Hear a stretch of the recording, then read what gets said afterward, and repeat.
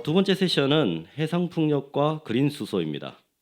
발제는 황지연 한국에너지공학대학 공과대학교 교수님께서 해상풍력 단지 기반 그린 수소 인프라 개발의 제목으로 발표를 하실 예정입니다. 예, 교수님 부탁드리겠습니다. 예, 반갑습니다. 한국에너지공과대학교의 저 황지연입니다. 반갑습니다. 먼저 우리가 왜 그 해상 풍력을 해야 되는지에 대해서 일단은 우리 지금 하이드로젠 그 관점에서 좀 설명을 좀 드리겠습니다. 근데 아마 그러니까 제가 지금 준비한 자료는 한 3, 4분이면 다 끝난 자료들이고요. 일단 이제 말로 먼저 이렇게 설명을 드리고 그다음에 제가 준비한 자료로 또 간단하게 설명을 드리겠습니다. 먼저 우리가 기존의 하이드로젠을 만드는 방법은 일단 2차 에너지 원으로서 보통 우리가 오일앤가스 아니면 석탄 같은 거를 이용해서 우리가 리포밍 공정이라든지 여러 가지 우리가 케미컬 프로세스를 통해서 우리가 하이드로젠을 다 만들어냅니다. 만들어내는 과정에 CO2가 많이 나오는 거죠. 그래서 다시 보면 제가 준비한 자료에서 나와 있지만 최근에 우리 국내에서 현재 그 하이드로젠을 만드는 사업이 굉장히 많이 활성화되고 있습니다. 뭐 한 개 실례로 SK가 하는 사업 같은 경우도 사실 지금은 그 바이 프로덕트를 통해서 하고 있지만 일단은 뭐 2026년 정도 요 시점으로 봤을 때는 우리 블루 하이드로젠 쪽으로 하이드로젠이 생산될 것입니다. 그런데 거기서 나오는 CO2가 다시 보면 포집을 한다 하더라도 여전히 나오는 상황이고요. 그래서 일단 그린 하이드로젠이 정말 중요한 상황인데 사실 그린 하이드로젠은 여기 계시는 분들은 다들 개념을 가지고 계실 겁니다. 기본적으로 그린 하이드로젠 이 자체가 전기를 통해서 우리가 소재를 통해서 하이드로젠을 만든다. 그러니까 물을 이용하는 거죠, 맞죠? 그런데 문제가 뭐냐면 그 전기가 어디서 오느냐부터 우리가 생각을 해봐야 됩니다. 근데 전기가 보통 오는 방법이 기존에는 우리가 하이드로카본 베이스로 만든 전기는 아무 의미가 없는 거죠. 그래서 일단은 우리가 하이드로카본 베이스가 아닌 다른 방법으로 전기를 만들 수 없을까? 수제너를 위해서. 그러니까 그린 하이드로젠을 위해서라고 했을 때 우리가 생각할 수 있는 게 뭐 풍력, 태양광 여러 가지 있을 수 있습니다. 근데 그 중에서도 왜 우리가 해상 풍력이라고 하냐면 첫 번째로는 우리 바람 세기가 매우 중요합니다. 매우 중요한데 보통 우리가 풍력이 경제성을 가지기 위해서는 보통 초당 한 8m 정도의 풍속이 유지가 지금 되는 게 일반적으로 우리가 생각을 해야 됩니다. 해야 되는데 사실 뭐 육상에서 그 정도 풍력을 얻기는 게 쉽지가 않습니다. 쉽지가 않기 때문에 보통 보면 해상이라든지 아니면 옵쇼 쪽으로 좀 길게 나가게 됐을 멀리 나가게 된다 생각했을 때 멀리 나가게 되면 기본적으로 풍속 이런 것들도 실내로 뭐 우리 제주도 같은 경우는 거의 해상으로 나가면 한 뭐 8.1m/s 정도 그리고 또 우리 신안풍력 같은 경우도 보통 보면 우리가 뭐 7.3, 7.5 정도 되기 때문에 좀 위협하지만 그래도 어느 정도 우리가 생각할 수가 있습니다. 근데 그걸 통해서 우리 해상에서 만든 전기를 가지고 우리가 하이드로젠을 우리가 수진을 통해서 만든다 했을 때 다시 보면 그게 우리 사회에 미치는 영향이라든지 그리고 2050년 기준으로 우리 탄소 중립을 이루는 데 큰 도움이 될 것이다라고 말씀드리면서 제가 준비한 내용을 시작하겠습니다. 먼저 간단하게 설명드리면 뭐 파리 협약은 다들 알고 계십니다. 다시 보면 우리가 2023년 기점으로 사실 우리 NDA를 우리가 다 제출을 했고 우리가 얼마큼 CO2 이미션을 줄이겠다라고 우리가 국제사회에 공약을 했고 사실 올해부터 사실 이게 잘 이행되는지 확인이 시작되었습니다. 보통 5년에 한 번씩 하게 되어 있고요.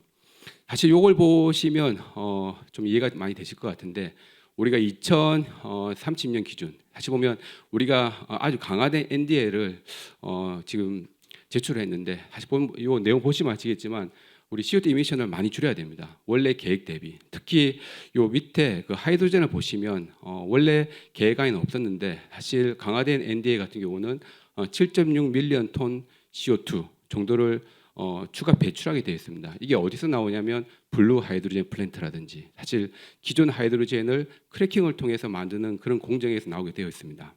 그로 인해서 지금 그린 하이드로젠이 정말 중요한 역할을 할 것이라 생각하고 있고요. 그래서 그런 그린 하이드로젠 이걸 어떻게 만드느냐에 대해서 이거는 약간 오래된 자료긴 한데 지금 5차 소속경제위원회가 열렸고 이건 4차 기준을 설명을 지금 드리고자 합니다. 일단 총 지금 5개 정도가 우리 중요한 사항으로 생각하시면 되는데 첫 번째로는 우리 하이드로젠 경제 기본 계획을 수립하는 거 그리고 또 두 번째는 우리가 그 하이드로젠 리필링 스테이션 그러니까 충전소 쪽 그리고 세 번째 같은 경우는 우리 그 수소 도입 터미널. 왜냐하면 기본적으로 거리너로 간댔을 때 대용량은 아마도 우리 국내보다는 해외가 낫지 않을까라는 생각을 많이 가지고 있습니다. 뭐 실내로 우리 뭐 덴마크라든지 거기는 거의 초당 풍속이 한 10에서 12 정도 됩니다. 그러니까 탁월하기 때문에 그게 더 낫지 않을까라는 생각을 하다 보니까 사실 LNG를 비슷하게 우리가 터미널 쪽에 좀 더 집중을 하는 게 맞지 않을까라는 차원에서 세 번째 아이템이 됐고요. 네 번째가 제가 오늘 또 약간 강조드리고 싶은 내용인데, 그러면 이런 하이드로젠을 만드는데 그러니까 주변 사회 수용성 차원에서 다시 보면 뭐 니어쇼라든지 아니면 옵쇼 쪽으로 나가는 이런 새로운 컨셉이 다시 보면 조금 더 경제성을 올리기 때문에 에너지 자립 차원에서 해상 풍력을 적용시키는 가정했을 때 국내 실적에는 적합하지 않을까라는 제안을 드리고자 합니다. 마지막에 샌드박스 정도 생각하시면 되겠습니다. 그리고 이 해상 풍력 같은 경우 보시면 아시겠지만 지금 현재는 국내가 좀 미흡한 상황이지만 미래는 많은 수요량이 급증할 것이다라고 우리가 예측을 하고 있고요. 그 중에서 우리가 뭐 메가와트당 1년당 고용으로 봤을 때는 압도적으로 높습니다. 다시 보면 우리 국내 육성을 위해서도 해상 풍력은 정말 중요한 역할을 할 것이라고 생각하고 있고요. 그로 인해서 사실 제가 해외 사례를 간단하게 설명드리면 우리 뭐 덴마크 같은 경우가 지금 아까 말씀드린 바와 같이 풍력이 굉장히 탁월합니다. 보통 10에서 12m/s 정도 되기 때문에 또 더 중요한 게 가널성이 그렇게 많지가 않습니다. 그렇기 때문에 뭐 ESS 시스템이라든지 에너지 전환 시스템이 그렇게 많이 대용량이 필요하지가 않습니다. 그래서 사실 덴마크에서 현재 진행하고 있는 그 그린 수소 그 사업이 그러니까 해상 풍력 연계 그게 아주 대표적인 게 빈대선임이 있습니다.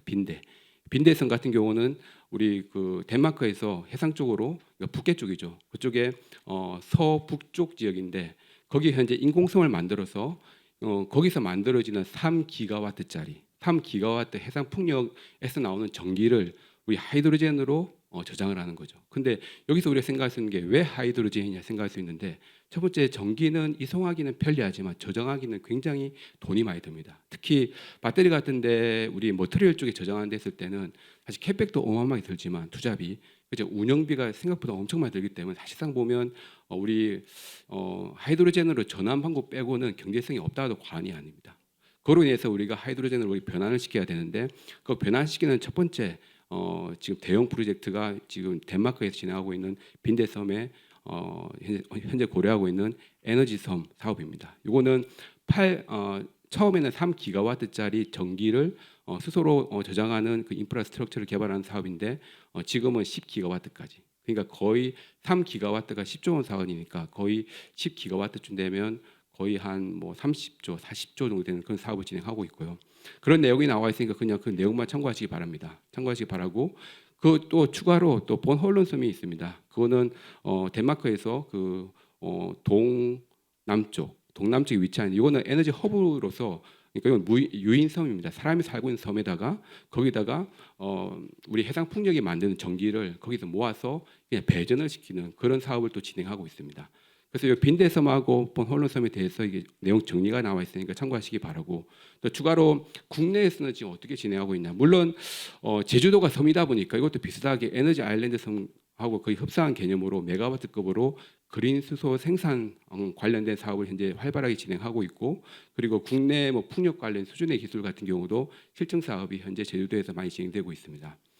그리고 또 요거는 지금 전라도에서 진행하고 있는 신안 해상 풍력 사업입니다. 요거는 8.2기가와트짜리 그러니까 초대형 우리 전기를 수소로 변환시키는 사업인데 사실 이거는 우리 에너지섬을 이용하기 위해서 8.2기가와트가 우리 신안 풍력 쪽이기 때문에 여기 신안 쪽이 굉장히 또 메리트가 뭐냐면 우리 전남 쪽이 그쪽은 거의 무인도가 한 760개 이상이 됩니다. 그래서 그 중에서 가장 적절한 섬을 선택을 하고 그 풍력 단지하고 가장 가까운 섬을 선택하고 섬에 우리가 수준의 설비 그리고 수소액화 플랜트를 설치를 하고 그로 인해서 우리가 생산된 전기를 수소로 전환시키고 그거를 액화 운반선으로 우리 여수 산단에 공급을 시킴으로써 거기서 나오는 CO2 이미션을 저감하겠다라는 게 이 사업의 가장 중요한 취지로 생각하시면 되겠습니다.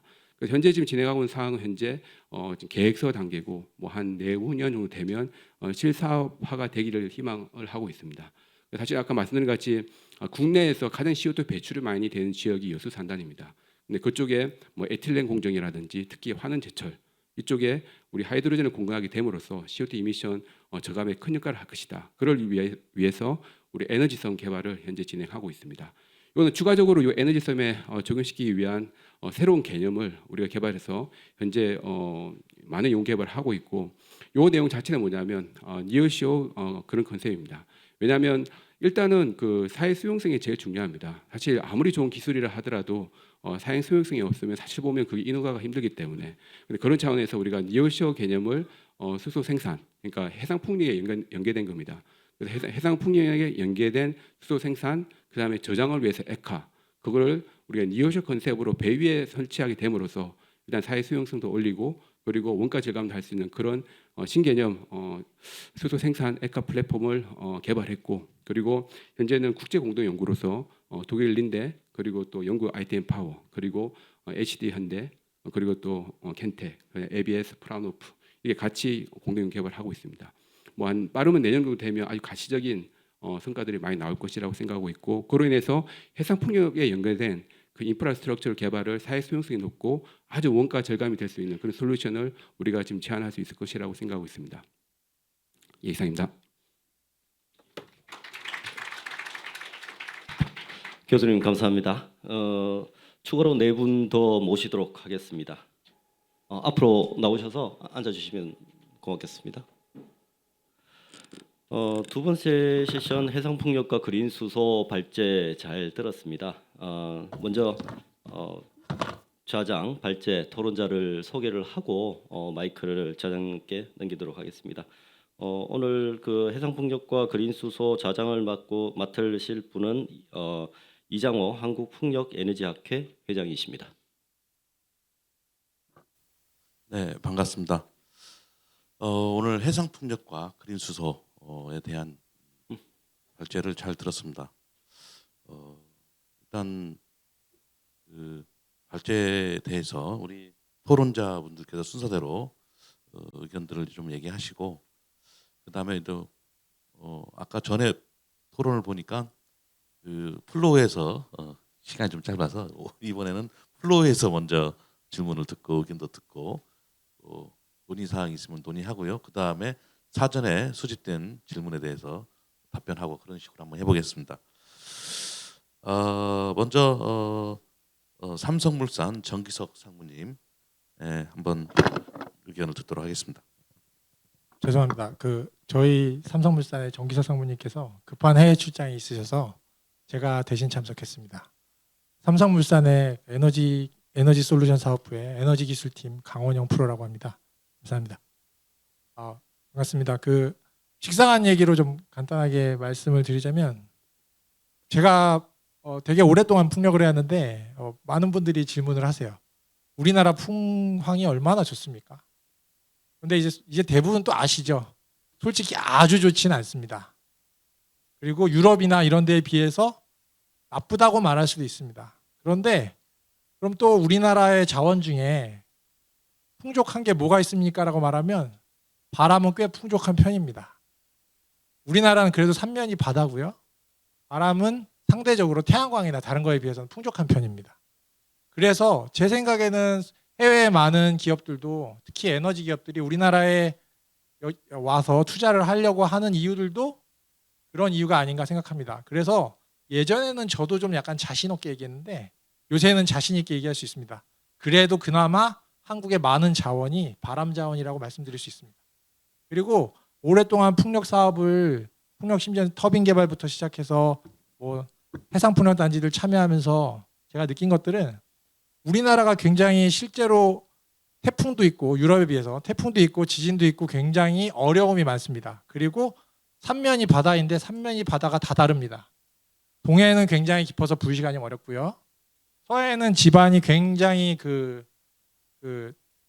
뻘밭 같이 이렇게 돼 있어서 지반이 굉장히 약하기 때문에 해외 기업들도 경험해보지 못한 그런 지반을 가지고 있습니다. 그리고 남해는 또 그거의 중간 정도 된다고 보시면 되고, 제주 주변은 또 해상섬이기 때문에 안반으로 돼 있습니다. 그래서 제가 해외 그 지반이나 뭐 기술 관련된 업체들을 만나보면 한국이 굉장히 어렵다고들 말합니다. 그 다음에 우리나라 말고도 어려운 데가 대만이 많이 어렵습니다. 일본도 어렵고요. 근데 그러다 보니까 우리나라가 해외 그러니까 사실 대만하고 한국하고 일본 중에 제일 먼저 해상 풍력을 성공했던 나라가 한국입니다. 그런데 오히려 지금 기회를 놓치고 제일 뒤로 물러나 있는데 여러 가지 이유가 있겠지만 저는 뭐 이유를 뭐라고 말씀드리긴 뭐한데 뭐 기회는 놓치긴 했지만 그렇다고 해서 기회가 없어졌냐라고 생각하지는 않습니다. 기회가 좀 남아 있다고 생각하고요. 애플이 원래 휴대폰을 하던 회사가 아니었는데 지금은 세계 최대 스마트폰 회사가 됐듯이 풍력도 일단은 남의 터빈을 사서 쓰든 아니면 어떻게 돼서 뭐 우리가 풍력을 우리가 그나마 있는 자원을 활용해서 잘 활용한다면 그래도 풍력을 굉장히 우리가 기반을 해상 풍력 기반을 갖출 수 있다고 생각을 하고요. 그래서 아까 그 식상한 질문에서 그냥 답변 드리자면 나름의 그래도 한국에 그 자원 없는 한국에 나름 있는 자원을 활용해서 그 해상 풍력을 자원을 활용해서 우리나라는 수출 기반 기업들이 많기 때문에 거기에 아리백이 됐든 CF가 됐든 모든 지원을 다해서 여전히 경쟁력 있는 가격에 전기를 공급을 해야지 한국의 경쟁력을 유지할 수 있을 겁니다. 앞에도 말씀 나왔지만 그런 부분이 반드시 필요하다고 생각하고요. 그린 수소 얘기를 안 할 수가 없는데 그린 수소 부분은 예를 들어 요새 뭐 반도체에 관심 많으신 분들 많은데 주식 때문에도 반도체를 산업의 쌀이라고 부릅니다. 근데 어떻게 보면 그 전기나 수소 같은 것들이 산업의 공기가 될 수 있습니다. 우리가 느끼지 못하지만 그냥 땡겼으니까 몰랐지만 특히 중화학공업 같은 데서 나중에 모든 기반이 석유 기반이 아니라 수소를 이용해서 수소를 매개체로 뭐 메탄 리포밍을 한다던가 뭐 암모니아든 뭐 암모니아 합성을 하든 그런 식으로 기본 원소재들을 수소를 기반으로 만들어야 되는 사회가 만약에 됐을 때에 대한 대책이 한국에 현재 없습니다. 그리고 그 정도의 물량을 확보하려고 하면 태양광만으로는 어렵고 풍력이 반드시 필요합니다. 그 중에도 아시다시피 우리나라는 땅도 좁고 산간 지방이 많으니까 그나마 있는 해상 풍력 자원을 활용하는 게 우리한테 반드시 필요한 접근이라고 생각을 하고요. 그리고 그린 수소 자체가 현재 생산 원가가 굉장히 높은 걸로 알려져 있습니다. 근데 이미 국제적으로도 그린 수소의 원가를 낮추려는 여러 방안들이 구성이 돼 있고 실제로 뭐 지금 보면 이게 낮춰지겠냐 이런 생각을 할 수 있는데 지금 보면 풍력 산업도 그렇고 태양광 산업도 그렇고 실제로 거기에 도달했습니다. 오히려 초과 달성한 부분들도 있습니다. 우리가 뭐 우리만의 생각으로 우리는 다른 길을 갈 거야라는 접근도 분명 필요하지만 어느 정도 뭐 10%든 20%든 30%든 어느 정도 세계의 추세에 발맞춰 나가는 방향에서 해상 풍력뿐만 아니라 또 그린 수소에 대한 투자도 반드시 필요합니다. 그런 부분에서 저희는 해상 풍력하고 그린 수소 사업 기회를 계속 보고 있고요. 그런 부분은 그러니까 그런 접근이 반드시 국내에서도 필요하고 저희는 해외에서 심지어는 뭐 액화 수소든 액화 암모니아든 여러 방안으로 자원을 조달하는 방안도 고민을 하고 있습니다. 앞에 황 교수님께서 소개를 해주셨는데 유럽에서 에너지 아일랜드 같은 것들도 굉장히 접근이 지금 현재는 구상 단계 같지만 실제로 굉장히 구체적으로 착착 진행하고 있습니다. 약간 가격 때문에 좀 중단된 부분이 있는데 실제로 유럽에 굉장히 인프라들에 굉장히 많은 기여를 할 수 있습니다. 수전의 기업들도 굉장히 유럽 기업들이 많고 해상 풍력도 유럽 기업들이 많은데 그렇기 때문에 유럽에 굉장히 도움이 될 수 있어서 그런 사업을 추진하는 것 같아 보이기도 하지만 우리나라에도 알고 보면 중화공업 기업들이 굉장히 많습니다. 아까 말씀드렸던 그런 수소 기반의 중화공업이 반드시 요구되는 거에 대한 준비가 안 돼 있다고 보면 반드시 우리나라도 그린 수소를 내부 생산하는 기반이 마련이 돼 있어야 경쟁력을 갖출 수 있을 거로 생각이 됩니다. 이상으로 마치겠습니다. 감사합니다. 네, 우리 강원영 프로님께서 실제로 두산 중공업부터 이렇게 해상 풍력에 오랫동안 몸담아온 경험에서 여러 가지 안타까운 마음도 말씀하신 것 같고요. 뭐 그린 수소에 관련된 여러 가지 어려움, 경제성 뭐 이런 것들이 곧 극복될 것이다. 사실은 포드가 자동차 처음 만들 때 그 자동차 가격이 증기 기관차보다 비쌌다고 합니다. 가격이란 문제는 얼마나 마켓을 잘 만들어 가느냐에 따라서 상대적인 크기로 충분히 바뀔 수 있을 것입니다. 그 바다에서 풍력 발전을 하고 그 발전한 전기를 육지로 끌어오는 거는 여간 쉬운 방법은 아니지 않습니까? 케이블을 깔아야 되고 그것도 뭐 2m 이상 깊은 파고 또 이제 관리해야 되는 여러 가지 상황이 되는데 이거가 수소로 전환되는 순간 수소가 곧 에너지의 이동입니다. 수소의 저장소가 곧 유전의 저장소랑 매한가지인 것이고요. 지금 현재 기술로 수소는 아주 빠른 속도로 전기로 다시 전환됩니다. 연료전지라는 그런 퓨얼셀에 의해서 이제 그런 과정 중에 전기가 투입되고 또 다시 수소에 의해서 전기가 환원되는 과정에 약간의 경제성 문제는 아직 문제들이 남아 있죠. 이런 것들을 실질적으로 현장에서 실증하면서 여러 가지 기술 얘기를 충분히 해줄 수 있는 우리 그 제주에너지공사 강병찬 센터장 한 말씀 부탁드리겠습니다. 네, 반갑습니다. 제주에너지공사 강병찬입니다. 제주도 같은 경우에는 뭐 아시다시피 재생에너지 공급이 되게 높고 지난해 기준으로 했을 때 발전량 중에서 한 19% 정도가 이제 재생에너지를 활용하고 있습니다. 그래서 집안에서 이제 뭐 핸드폰을 충전을 하든 뭘 하든 간에 결국은 19%가 이제 재생에너지로 저희가 전기를 사용하고 있다는 내용이 되겠는데요. 아시다시피 2012년도부터 제주도는 그 탄소 없는 섬을 구축하고자 CFI 계획을 발표를 했고 그리고 재생에너지 그다음 전기차 등을 많이 공부를 하고 있습니다. 그래서 지금 여기 그 해상풍력 에너지 포럼에서 언급하기에 조금 좀 안 좋게 보실 수도 있겠지만 2018년도부터 이제 출력 제한이 많이 발생을 했죠. 그 이유가 풍력보다는 태양광이 급속도로 이제 증가를 하면서 이제 원래는 그 출력 제한이 새벽 시간에 있었다가 이제 빈도수도 좀 적긴 했지만 태양광이 급속히 증가를 하면서 낮 시간대로 패턴이 바뀌고 그래서 이제 출력 제한이 올해에도 약 지금 8월 기준으로 했을 때 한 80회 이 정도 발생을 했습니다.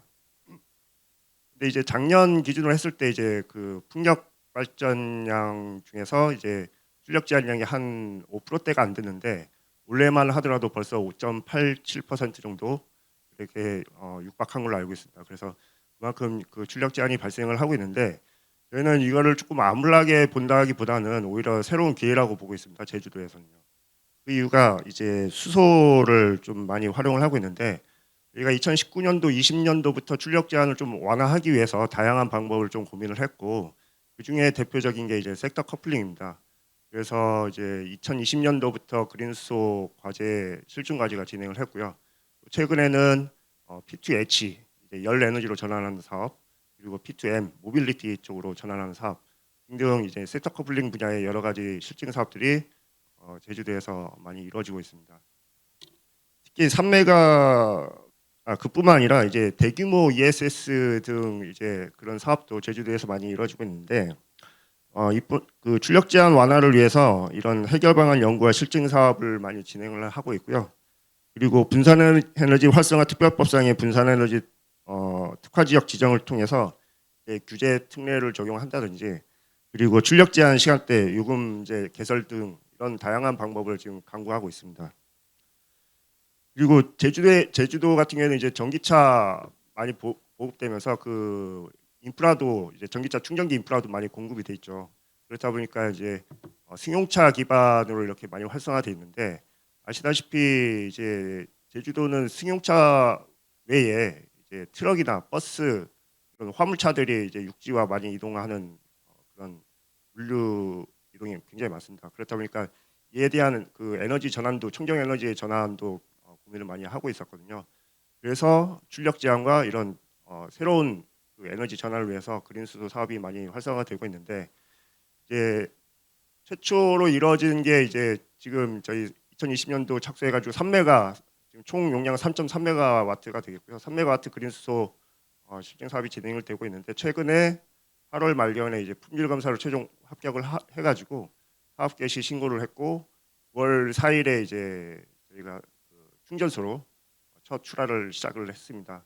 그다음에 이제 수소 버스 9대가 도입돼 가지고 현재 한 대 가지고 우선 시범 운영을 하고 있는데 수소 버스 9대 같은 경우는 약 한 수소 200kg 정도 사용하는 양입니다. 그래서 지금 아직 뭐 출력 제한을 그렇게 그 완화시키는 그런 역할을 하진 못하고는 있지만 그래도 이러한 좀 실증 사업을 통해서 저희가 출력 제한을 완화하고 있다라고 좀 이해해 주시면 좋겠고요. 그뿐만 아니라 저희가 12.5메가 그리고 30메가, 12.5메가는 이제 그 청소차 쪽으로 활용하는 모델을 잡고 있고요. 그리고 30메가 이제 예타 사업을 제주 지역으로 이렇게 최근 선정된 바 있는데 이렇게 다양하게 좀 그 그린 수소 생산 시설을 좀 확대를 하고 있습니다. 아시다시피 제주도에는 이제 탐라 해상풍력 발전 단지가 운영을 하고 있죠. 그리고 한림 해상풍력 같은 경우에는 이미 지금 공사를 진행 중에 있고, 그리고 제주에너지공사가 추진하고 있는 탐라 해상풍력 발전 사업 같은 경우에도 한독평대 해상풍력 발전 사업 같은 경우에도 최근 사업자 공모 선정 후에 이제 우선 협상자가 이제 선정이 됐는데 저희는 그 이처럼 대규모 재생에너지 사업이 중단되지 않도록 출력 제한이라는 이제 허들 때문에 중단되지 않도록 저희가 이제 그린 수소 생산 시설과 같은 그런 보완 대책을 마련해서 진행하고 있습니다. 해상 풍력 위주의 이제 재생에너지 확대 시에 어쨌든 그린 수소 생산량은 이제 대량으로 늘어날 수밖에 없습니다.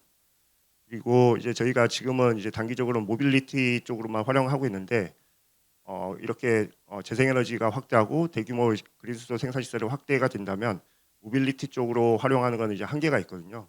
그렇다 보니까 제주도 같은 경우에는 수소, 혼소, 전소까지 이제 장기적으로 내다보고 있습니다. 그래서 이를 통해서 이제 탄소 없는 섬 제주를 구현하려고 지금 계획을 잡고 있고요. 현재는 이제 그린 수소 경제성이 많이 부족하지만 수전의 기술 개발과 그리고 탄소세의 이제 좀 활발한 적용으로 인해서 그린 수소의 가격 경쟁력은 좀 밝아질 것으로 전문가들은 내다보고 있습니다. 특히 그린 수소 생산할 때 이제 어느 재생에너지원을 활용할 것이냐, 그리고 암모니아로 뭐 전환을 할 것이냐, 아니면 저장, 그리고 어떻게 운송할 것이냐, 이런 부분이 굉장히 중요합니다. 그리고 또 장기적으로 해상풍력 개발 시에 구조물의 플랫폼에 이제 그 추가적으로 수소 생산 플랜트를 구축하고, 그리고 파이프로 육지부에 이제 전송을 한다든지, 혹은 아니면 그 전용 선박을 통해서 저반 시설을 갖춰가지고 이제 수출을 한다든지 이런 부분도 가능할 걸로 보고 있습니다. 그래서 제주에서는 해상 풍력을 중심으로 재생에너지 발전과 그리고 전력계통 취약성, 그리고 그린 수소 생산 보완을 통해서 궁극적으로 다양한 분야의 이제 그 에너지 대전환과 탄소 없는 섬 제주를 완성하고자 합니다. 네, 이상입니다. 예, 감사합니다. 재미있는 관점 또 실질적으로 실증하고 있는 내용들을 말씀하셨는데 제주도는 간헐적으로 이렇게 송전을 못하는 경우가 발생한다. 그리고 그 송전을 못하는 경우에 에너지는 쓸모없게 된다. 그래서 그 에너지를 수소로 저장한다라는 그런 말씀을 하셨고, 수소를 저장한 에너지를 직접 버스나 이런 데 활용하는 것까지 말씀하셨습니다. 수소로 전환되기만 하면 다양한 형태로 에너지는 더 유연해집니다. 전기로도 활용할 수도 있고요. 최근에는 수소를 직접 연소하는 내연기관도 실증이 되고 있습니다. 근데 제가 한번 조금 더 우리가 좀 막연하게 경제성 얘기하니까 수소에 들어가는 그 에너지의 양과 실제로 전환되는 에너지 양의 비율은 몇 프로 정도 되십니까? 지금 저희가 실증 R&D로 진행을 하다 보니까요, 항상 그 질문을 받습니다. 처음에는 언제 구축되느냐, 언제 수소가 생산되느냐, 그다음에 이제 수소 가격이거든요. 근데 지금 저희가 실측 데이터를 통해서 아직 이 자리에서 좀 공개해드리긴 좀 어렵고요. 저희가 향후에 좀 더 데이터 검토 후에 좀 이렇게 진행되지 않을까 싶습니다. 감사합니다. 사실은 뭐 잘 여러 연구자들에 의해서 가격 문제는 가치라고 하는 거는 수요와 공급에서 달라지니까 그냥 에너지 양으로 보면 거의 4분의 1 수준이 가장 맥스인 것 같습니다. 세계적인 레코드인 것 같고요. 그렇지만 4분의 1이라고 해서 가격이 4분의 1인 건 아닙니다. 가치는 또 달라지니까요. 그런 형태에 지금 현재 와 있는 것 같고요. 기술 수준이 지금 에너지 전달 방식으로서의 수소와 또 에너지 저장 방식으로의 수소가 코멘트가 된 것 같습니다. 다음에는 우리 김경환 우리 선박해양플랜트 연구소 책임연구원 모시고 말씀을 듣도록 하겠습니다. 네. 안녕하십니까. 저는 그 조선해양 분야 정부출연연구소인 선박해양플랜트 연구소에서 일하고 있는 김경환입니다. 저는 원래 조선해양공학을 전공했고요. 그러다 보니까 지금 부유식 해상풍력 관련된 연구를 하고 있었는데 하다 보니까는 결국에는 해외에서부터 이 그린 수소에 대한 그 연구 개발들이 풍력 분야에서 많이 요구가 있었습니다. 그래서 자연스럽게 지금 이제 그린 수소까지 관련된 연구들을 하고 있는데요. 오늘 대부분은 이제 풍력에서 전기와 관련된 연구들을 하시는데 좀 조선해양 분야에서 다른 관점에서 지금 왜 필요한가에 대한 말씀 조금 드리고자 합니다. 먼저 그 제가 첫 번째 좀 드리고 싶은 말씀은 오늘 이 포럼의 주제가 대한민국 해상풍력이 왜 필요한가인데요. 이거는 사실 여기 오신 분들은 다 답을 알고 계시는 문제라고 생각합니다. 이미 태양광이 포화돼 있고 이 동아시아 국가들은 땅도 좁고 바다가 넓기 때문에 결국 해상풍력으로 나아갈 수밖에 없는 문제인데요. 이 재밌는 게 이제 옛날에 사람들이 지구 온난화라는 얘기를 막 하다가 언제부터 지구 기후 변화 그리고 최근에 이제 기후 위기라는 말을 쓰고 있습니다. 그 말인즉슨 이제 사람들의 인식이 많이 변했고 재생에너지를 해야 되겠다. 매스 미디어에서도 다큐멘터리가 하도 많이 나오니까 심지어 뭐 나이 드신 저희 부모님까지도 이런 걸 해야 되나 보다 이런 말씀을 하시거든요. 결국에는 그래서 오늘 이 해상풍력이 왜 필요한가 보다 제 생각에는 해상풍력을 우리가 얼마까지 해야 되는가 아니면 이를 위해서 사람들의 인식을 어떻게 바꿔 나가야 되는가 이런 식의 포럼이 앞으로 좀 더 돼야 되지 않나 이런 생각이 듭니다. 그린 수소 관련해서 말씀을 드리면 당연히 이제 재생에너지를 높이는 건 사람들이 다 인식을 하고 있고 그렇다면은 당연히 개통 관성의 문제가 되고 개통 연계하는데 수용성 비용이 계속 늘어나고 사실은 지금 이제 동해 부유식 풍력이나 뭐 서남의 풍력들을 에너지를 결국에는 우리나라의 에너지 수요가 가장 많은 수도권으로 보내줘야 하는데 어떻게 보내줄 것이냐의 문제로 가게 됩니다. 결국에는 유럽 사례를 보면 먼저 이제 풍력이 급격히 늘어나면서 출력 제한을 하고 손실이 늘어나다 보니까 다 수소로 전환을 하는 분야거든요. 이거는 뭐 수소를 어느 정도로 전환을 하고 있냐면 지금 뭐 당연히 육상 풍력은 옆에 플랜트 지어서 수소로 전환을 할 수가 있고요. 해상 풍력 같은 경우는 육지로 전력을 끌어와서 육지에서 수전을 해서 또 수소로 전환을 할 수가 있고 심지어 프랑스 같은 경우는 가장 최근에 부유식 해상풍력의 전기를 바다에서 직접 부유식으로 수소로 만들어서 실증한 것까지 가장 최근의 연구 동향입니다. 그러니까 지금 우리나라에서는 뭐 부유식 해상풍력도 할 수 있냐 뭐 이런 의문, 이게 너무 비싸지 않냐 이런 의문이 있는데 유럽은 이미 부유식 해상풍력도 하고 있고 부유식 해상풍력의 전기로 부유식으로 수소까지 생산하는 그런 연구까지 가고 있습니다. 그렇기 때문에 우리나라가 지금 얼마나 많이 늦어 있느냐라는 그런 의문이 들고요. 그래서 이제 우리나라 정책 부분을 조금 보면 수소경제위원회에서 많은 이제 정책들이 나오고 있는데 수소 분야 하시는 분들 잘 아시겠지만 대부분 이제 수소를 활용하는 쪽으로 정책이 맞춰져 있습니다. 이제 수소 자동차라든지 연료 전지를 통한 그 공장에서의 전기 활용 등이 되어 있는데 사실 그럼 그 수소를 어떻게 공급할 거냐에 대해서는 사실 명확히 나온 바는 없습니다. 많은 수소를 해외에서 이제 싼 데서 만들어 가지고 수입해 온다. 그거에 따라서 수소 항만도 만들고 수소를 국내로 공급하는 체계를 만들어 가겠다. 뭐 이렇게 이제 계획들이 가고 있는데요.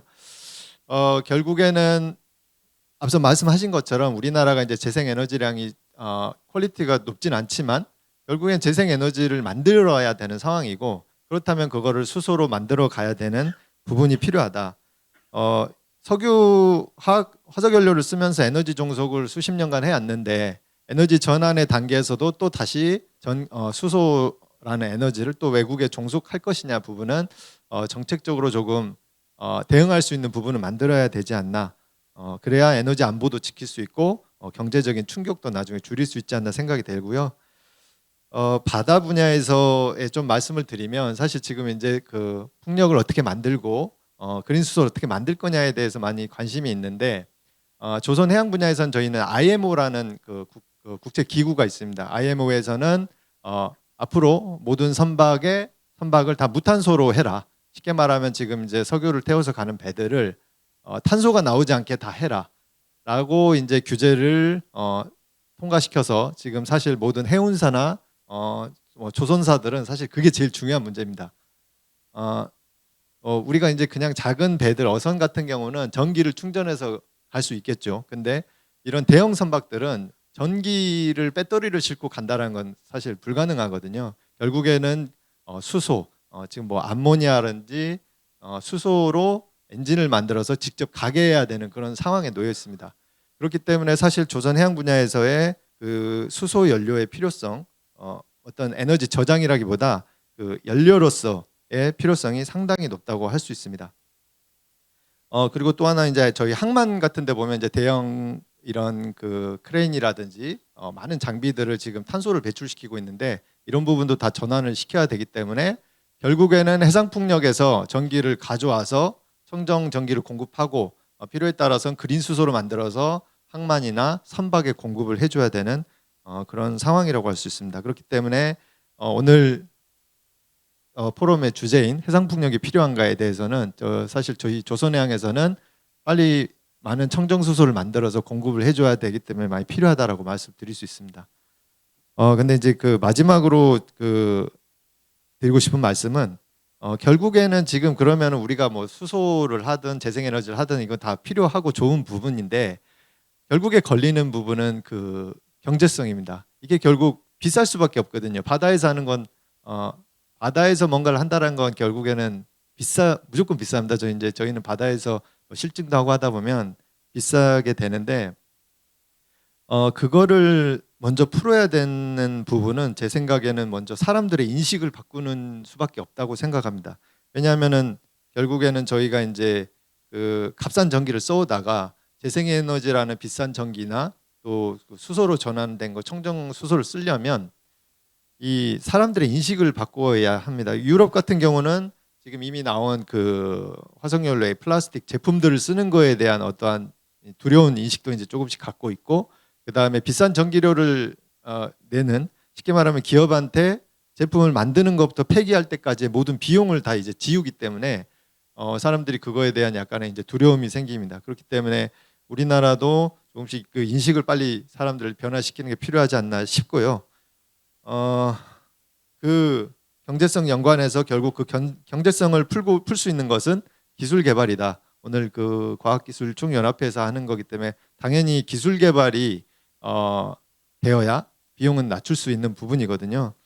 제가 최근에 그 태양광을 오랜 동안 개발하신 분이랑 얘기를 나눴는데 태양광을 처음 개발할 때 나왔던 말이 그겁니다. 그렇게 비싼 걸 왜 누가 쓰겠냐라고 했는데 지금은 모든 집마다 태양광을 설치하고 있는 그래서 상당히 역설적인 그래서 저희 같이 해상풍력이나 수소를 하는 사람들은 물론 이게 이제 많은 돈이 들어가는 문제지만 결국에는 어느 정도 비용을 사람들이 감당할 수 있는 부분까지 끌어내려야 되고 그다음에 사람들의 인식도 어느 정도 올라가야 이 탄소 중립이라는 게 갈 수 있지 않겠나 그렇게 생각을 합니다. 그래서 마지막으로 드리고 싶은 말씀은 수소와 해상풍력 이 두 가지의 에너지 공급 체계를 중장기적으로 갖춰야 되고 그를 위한 기술 개발과 사람들의 인식 전환이 필요하다.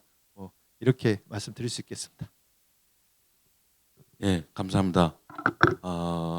조선 해양 분야에서 지금 수소 또는 암모니아 관련된 에너지 니즈, 암모니아는 질소에 수소가 3개가 붙어 있습니다. 그래서 그러한 니즈가 이제 증가되고 있고 또 필요하다고 말씀을 해주셨고요. 또 관련된 배경 얘기도 하셨습니다. 그러니까 물 분자가 H2O인데 이게 극성을 가지다 보니까 아주 단단한 본딩이 되어 있습니다. 그래서 이거를 분리해서 수소를 만들어내는 데는 많은 에너지가 필요한 것이죠. 그러한 한계점에 대한 기술을 어떻게 앞으로 극복할 것이냐라는 기초적인 연구들도 이제 많이 필요하리라 봅니다. 수소를 생산하는데 비용을 줄이는 방법, 또 수소 에너지를 좀 더 가치롭게 활용하는 방법, 이 두 가지 방법이 잘 연동되면 빠른 시일 내에 우리가 수소 경제 사회로 돌입할 수 있을 것이다. 그리고 그 수소를 생산하는 해상풍력에 대한 중요도가 훨씬 증가될 수 있을 거라고 생각합니다. 우리 그 발제자와 그다음에 토론자들의 얘기를 좀 들으셨는데 혹시 플로어에서 의견이 있거나 또 질문이 있거나 또 같이 생각해 볼 수 있는 내용들이 있으면 손을 들고 말씀해 주셨으면 감사하겠습니다. 소속을 설명해 주시면 얘기해 주시겠으면 소속을 말씀해 주시고 하시면 더 좋을 것 같습니다. 혹시 있습니까? 플로어 좀 준비 좀 해주셨으면 좋겠고요. 그동안에 수집된 질문들이 있어요. 질문들이 있는데 좀 마음에 준비해서 질문해 주시고요. 질문이 다 한결같이 동일합니다. 수소 관련된 질문은 가격이에요. 경제성 언제쯤 상업화될 거냐라는 문제입니다. 그래서 두 가지 크게 여러 가지 질문들을 제가 딱 추려 보니까 경제성에 대한 얘기인데 좀 더 장기적인 측면에서의 2050년까지 그때까지 가격을 어떻게 예측하느냐는 질문하고 그다음에 그린 수소의 색깔이 많습니다. 그린, 블루, 뭐 옐로우, 핑크 여러 가지 수소가 이제 수소를 얻는 방법에 따라서 다른 이름을 붙여놓은 것인데 그런 것들을 비해서 그린 수소가 경쟁력이 있겠냐 이런 질문도 있었습니다. 그래서 전문가한테 하나씩 가격 문제를 좀 물어보는 사이에 혹시 플로어에서 의견들이 있으면 말씀해 주셨으면 좋겠습니다. 우리 강원영 프로님한테 그린 수소가 다른 칼라의 수소에 비해서 앞으로 경쟁력이 있겠냐 또 앞으로 어떻게 되겠냐라고 하는 질문을 좀 드려보도록 하겠습니다. 네, 뭐 저는 원래는 뭐 수소 전문가는 아니지만 삼성물산에 와서 그린 수소 관련 프로젝트에 참여하면서 많이 배우고 있습니다. 그래서 뭐 여기에 계신 분들은 사실 대부분 다 아시겠지만 크게 뭐 이제 그레이, 블루, 그리고 핑크, 그리고 그린 수소까지 간단하게 비교하고 장단점에 대해서 뭐 어떻게 보면 그린 수소 위주로 좀 설명을 드리겠습니다. 뭐 수소는 사실 뭐 여러 가지 방법으로 얻을 수 있지만 가장 큰 방법, 뭐 보통 우리가 기존에 많이 어떤 방식은 그레이 수소고 보통 이제 중화학공업에서 이제 수소를 얻어내는 방식인데 그렇다 보니까 그레이 수소는 당연히 수소 그 생성 과정에서 한 4배에서 5배 정도 이산화탄소가 발생하게 됩니다. 그래서 어떻게 보면 오히려 수소를 얻으려고 그런 게 아니라 이산화탄소를 발생시키는 과정이 되기 때문에 그런 방식으로 수소를 얻는 거는 지금 우리의 목적에 부합하지 않고요. 그래서 그거를 뭐 이제 카본 캡처 스토리지라던가 그런 유틸리티들을 활용해서 이산화탄소를 포집해서 이산화탄소가 공기 중으로 배출되지 않게 하는 것을 이제 블루수소라고 하고요. 당연히 그레이 수소보다 좀 더 비쌉니다. 왜냐하면 카본 캡처 스토리지 같은 것을 활용해서 저장을 하거나 뭐 그걸 유지하는 게 사실 뭐 그거에 대해서 믿지 않는 분들도 많고 아니면 신빙성에 대해서 고민하는 분들도 많기 때문에 당연히 일단 뭐 추가 프로세스가 들어가게 더 비싸고요. 핑크 수소는 뭐 이제 원자력 발전에서 나오는 전기를 활용하거나 아니면 원자력 발전의 고온을 이용해서 수소를 이제 쪼개는 그런 방식으로 두 가지 다 이제 보통 얘기하는 걸로 알고 있는데 핑크 수소는 당연히 원전의 전기가 상대적으로 싼 편이기 때문에 블루 수소나 그린 수소에 비해서는 경쟁력을 가질 수 있습니다. 하지만 실제로 우리나라에서는 원전이 굉장히 싼 전기는 맞는데 아까 첫 발표에서 세션 1에서도 나왔던 것처럼 세계적으로는 원전이 그렇게 싼 전기는 아닙니다. 그래서 우리나라에서 싸니까 뭐 우리나라에서 싸다고 이제 핑크 수소의 원가가 낮다고 하기엔 좀 어렵고 전 세계적인 트렌드나 아니면 이제 우리나라에 나중에 한국은 뭐 원전에 대해서 굉장히 특혜를 많이 줬기 때문에 뭐 거기다 가중치를 더 해서 가격을 비싸게 해야 된다 이런 접근이 있을 수도 있거든요. 그래서 핑크 수소 자체의 실제 가격이 현재 언론에 나온 가격들이 그게 100% 우리나라 기준으로 나온 것들이 맞다고 말하기는 힘듭니다. 그린 수소는 지금 사실 뭐 수소차를 가지고 계신 분들은 아실 텐데 지금 뭐 이제 수소 충전소 가시면 이제 킬로그램당 한 10,000원, 최근에 뭐 13,000원 올린다는 얘기도 있었는데 그 정도로 넣고 계신데 실제 원가가 뭐 최근에 나온 이제 해외 보고서들에 나온 그린 수소의 원가는 판매가 말고 원가가 싸면 한 5불 정도 얘기가 나오고 있습니다. 근데 이제 넷제로 보고서 같은 데 나오는데 보면 실제로 2050년까지 한 킬로그램당 1불 정도, 그러니까 어떻게 보면 우리나라 돈으로 한 1,300원 현재 기준으로 그 정도 되지 않으면 이제 산업화가 어려울 거라고 하는데, 그게 사실 저도 그거에 대해서 의구심이 있지만 실제로 태양광하고 풍력의 발전 과정을 보면 이게 정말 돈이 되겠나? 그리디 페리티를 달성하겠나라는 의문들을 가지고 있었는데 실제로 달성을 했거든요. 그게 규모의 경제의 무서운 점이라고 볼 수 있을 것 같습니다. 실제로 약간 여기 자리에 계신 분들도 건설이나 중화학공업 아니면 중공업 이런 데 계신 분들이 많은데 오히려 약간 좀 더 휴대폰이나 반도체나 이런 쪽에 대량 생산 쪽에 체계의 개념을 좀 많이 가져오는 게 좋을 것 같습니다. 그냥 물량이 중요한 게 아니고요. 물량을 얼마나 많이 찍어내냐에 따라서 원가가 마구 떨어지기 때문에 실제로 유럽하고 미국 이런 곳에서는 그 예상한 그 수소 그린 수소 가격 킬로그램당 1불 정도 되는 가격을 약간 시간에 레인지에 오차는 있을 수 있지만 2060년이 되든 2045년이 되든 달성할 수 있을 겁니다. 실제로 저도 깜짝 놀란 게 미국에서 IRA에 수소 관련된 내용이 엄청 많이 들어와서 미국조차도 참여하고 유럽이 이렇게 끌어나가는데 한국이 참여를 안 하면 어떻게 되겠나, 이게 굉장히 위험한 부분이 있습니다. 그리고 이게 원가만으로 말씀드릴 수 없는 부분을 간단히 말씀드리자면 아까도 이제 에너지 캐리어 쪽으로 얘기가 나왔는데 수소는 오히려 전기랑 비슷합니다. 전기는 굉장히 빨리 이동하긴 하지만 수소도 예를 들어 수소관 그러니까 가스관처럼 수소관을 통해서 수소 운송관을 통해서 공급할 수 있기 때문에 실제로 전기를 공급하듯이 수소를 공급할 수 있거든요. 그리고 아니면 암모니아로 바꿔서 공급할 수도 있고요. 그런데 아까 보시면 우리가 그리드 문제가 굉장히 심각한데 해상풍력에서 직접 전기를 생산해서 남는 전기로 수소 전기 분해를 해서 수소를 그린 수소를 만들어서 저장을 해놓다거나 아니면 저장하지 않고 곧바로 운송을 보내면 실제로 남는 전기를 활용하는 부분도 좋아지고 실제로 거기서 또 옆에다가 연료전지를 놓거나 혼소 발전소 같은 거를 같이 놨을 때 바람이 적었을 때 부족한 전력량을 거기서 동일하게 보내줄 수 있습니다. 3기가와트 풍력 단지에서 1기가와트밖에 안 나올 때 수전의 설비들과 옆에 연료전지든 혼소 발전이든 이런 걸 활용해서 3기가를 꾸준히 보내줄 수 있는 그런 기반이 마련이 됩니다. 그러면 그린 수소는 그냥 그 원가만이 아니라 그 인프라를 공용으로 활용해서 사용하는 것의 가치가 더해지기 때문에 실제로 더 실질적으로 계산 방식이 달라진다면 더 빨리 킬로그램당 1불을 달성할 수도 있을 것 같습니다. 이 정도로면 설명이 될 것 같습니다. 감사합니다. 예, 역시 이 경제성 문제를 삼성맨한테 물어보기 잘한 것 같습니다. 기대 단가 1kg당 1달러를 말씀하셨습니다. 플로우에서 질문이 있으신 것 같습니다. 예, 말씀해 주시겠습니까? 네. 예. 저는 이름이 최한석이고요. VL 옵쇼라고 하는 엔지니어링 회사의 자문으로 있습니다. 선박연구소에서 오신 분에게 질문을 하겠는데요.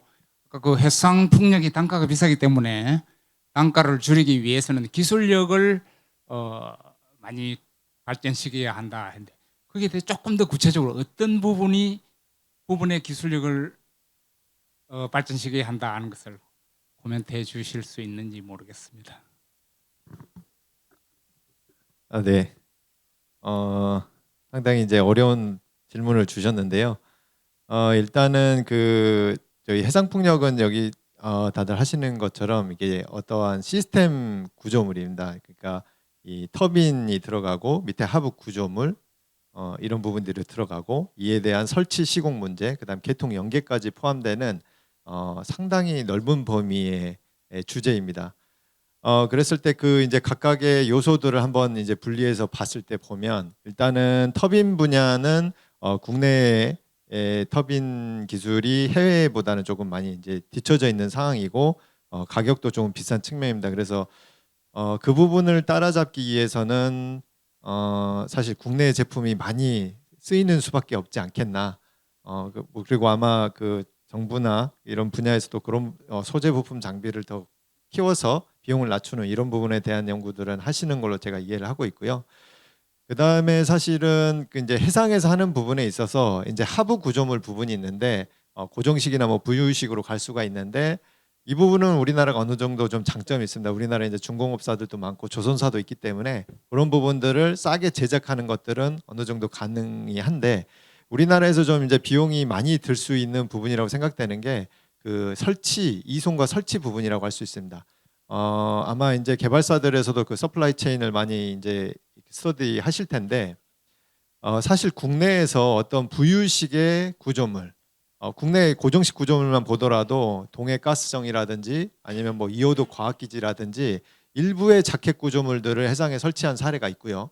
그 이후에 처음에 이제 고정식 풍력이 오면서 뭐 탐라 해상 풍력, 서남해 해상 풍력, 처음으로 그런 해상에 그 고정식 구조물들을 설치한 경험을 이제 막 쌓기 시작했습니다. 사실 유럽이나 미국 같은 경우는 이미 뭐 고정식 구조물, 부유식 구조물, 해저 파이프, 뭐 개통 이런 부분들 많이 경험이 있고 설치, 이송 설치 경험이 있는데 우리나라에는 일단 그런 경험이 부족하고 그를 위한 선단도 부족하고 인프라가 너무 부족한 상황입니다. 그래서 우리나라에서 그런 비용을 많이 낮추기 위해서는 산업계에서 그런 인프라를 많이 넓히고 트랙 레코드를 빨리 쌓는 게 필요하지 않나. 그리고 사실 이제 그 부분이 활성화된다면 지금 세계에서 가장 이제 병목이 돼 있는 부분이 전 세계에서 이제 해상풍력 단지가 늘어나다 보니까 그걸 설치하는 데에 병목이 좀 있습니다. 그러다 보니까 우리나라가 그런 부분을 빨리 캐치한다면 비용을 좀 많이 낮출 수 있지 않을까 생각이 되고요. 마지막은 개통 연계 부분인데요.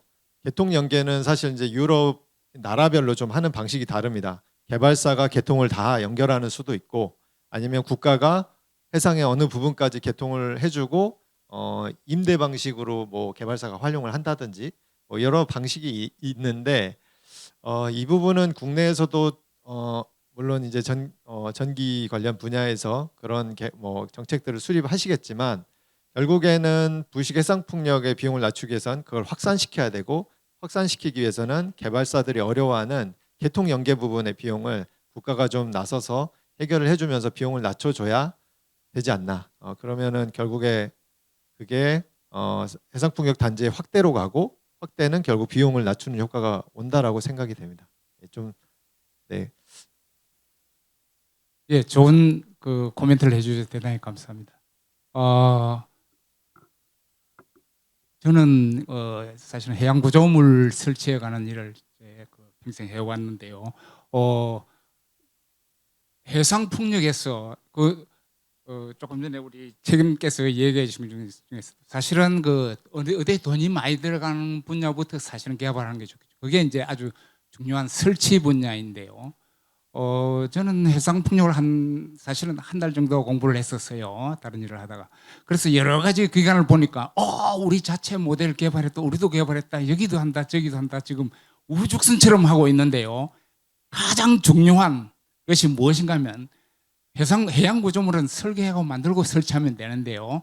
해상 풍력은 누가 어떻게 무슨 장비로 설치할 것인가를 고려하지 않고 그냥 설계를 하는 큰 실수들을 하고 있더라고요. 그래서 그 설치 선단에 대해서 아무 지금 우리나라에서 좀 움직임이 거의 없는 것 같이 보여서 상당히 안타깝게 생각되고요. 사실은 우리 울산에 있는 HD라는 회사가 설치할 수 있는 여력이 있는데도 불구하고 지금 전혀 움직이지 않고 있다라는 걸 말씀드리겠고, 한 가지 약간 빠진 것 같았어요. 그 다음에 오일앤가스는 탐사와 시추를 굉장히 그것도 긴 기관인데 그걸 통해서 소일 데이터를 굉장히 확보하고 있는 상태인데요. 이 해상 풍력도 마찬가지입니다. 파운데이션, 즉 소일 데이터와 지오테크니컬 데이터가 완전히 구축된 상황에서 설계를 해야 되는데 그건 아직 안 하고 우리 구조물만 그냥 설계만 했다는데 그 상당히 이후에 많은 시행착오가 일어날 것 같아서 우려되는 마음에서 제가 코멘트를 붙였습니다. 좋은 대답 대단히 감사합니다. 예, 아주 중요한 수소와 직접 관계는 없지만 결국은 궁극적으로 해상풍력 비용을 낮추는데 설치 과정에 비용을 낮추는 부분에 대해서 사실 해상에서 작업선이 실질적으로 작업할 수 있는 시간이 많지 않습니다. 작업성이 매우 비싸고 그 비싼 작업선을 어느 정도 활용을 해서 비용을 낮추냐는 중요한 이슈고요. 그 다음에 또 하나는 그 지반에 대한 말씀을 해주셨어요. 사실 바다 밑에 지반은 중요한 국가 데이터입니다.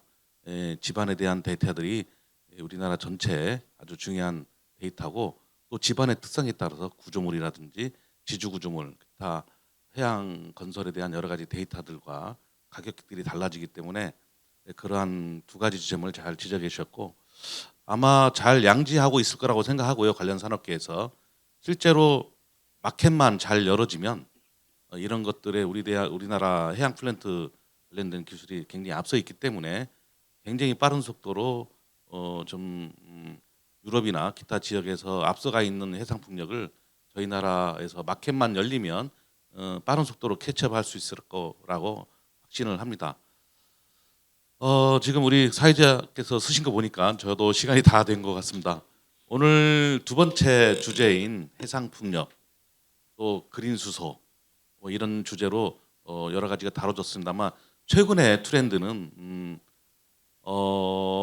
수소를 생산하는데 물로부터 수소를 생산하는데 에너지를 낮추기 위해서 열 에너지를 가하는 그러한 연 에너지가 조합하는 그래서 플로팅 SMR과 해상 풍력을 조합해서 수소를 생산하자 하는 그러한 실증 연구들도 추진되고 있는 것 같습니다. 그래서 원자력 에너지와 또 열 에너지가 동시에 수소를 생산하는 데 활용되면 여러 가지 에너지 포트폴리오도 구성될 뿐 아니라 수소 에너지 단가도 획기적으로 아마 떨어질 것입니다. 여러분들이 생각하지 못하는 부분 또 여러 가지 생각하는 부분들이 합쳐진 기술의 발전이 결국은 우리가 앞으로 맞이하게 될 수소 경제 사회의 스피드를 굉장히 빠르게 증가시키게 될 것이다. 이렇게 생각을 하면서 이번 토론을 마치도록 하겠습니다. 감사합니다. 예, 다섯 분께 다시 한번 박수 부탁드리겠습니다.